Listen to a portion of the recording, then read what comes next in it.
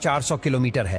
पृथ्वी से चांद 1400 किलोमीटर है। पृथ्वी से चांद तक पहुंचने में सबसे कम समय 4 दिन अमेरिका को लगा है। वहीं अगर हम चंद्रयान के रास्ते से चांद पर जाते हैं तो लगभग 40 दिन का समय लगेगा। अगर यह मानकर चले कि हम अमेरिकी स्पेसक्राफ्ट में बैठकर चांद पर जा रहे हैं तो हमें वहां पहुंचने में 4 दिन का समय लगेगा। 4 दिन बाद हम चांद की जमीन पर होंगे। चांद की जमीन पर उतरने के बाद जो हमें सबसे पहले दिखेगा वो है चांद की जमीन। आपको चांद की जमीन उबड़ खाबड़ नजर आएगी। चांद की जमीन पर हर तरफ आपको बड़े बड़े गड्ढे दिखाई देंगे। जब आप चांद की जमीन पर खड़े होकर ऊपर की ओर देखेंगे तो आपको हमारा खूबसूरत ग्रह पृथ्वी नजर आएगा, जिसमें आपको पृथ्वी साफ साफ अपने अक्ष पर घूर्णन करती हुई नजर आएगी, लेकिन आसमान में हमेशा उसकी स्थिरता बनाए रखेगी। अर्थात चांद पर खड़े होकर पृथ्वी को कई वर्षों से अगर हम निहारते रहे तो वह अपनी जगह से टस से मस नहीं होगी।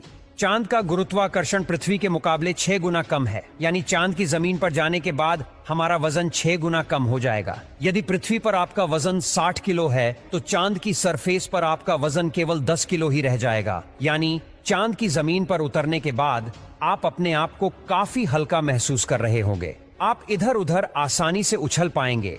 इसी कारण नील आर्मस्ट्रांग जब चांद पर चल रहे थे तब उछल उछल कर चल रहे थे, क्योंकि चांद पर पृथ्वी की तरह चल पाना संभव नहीं है।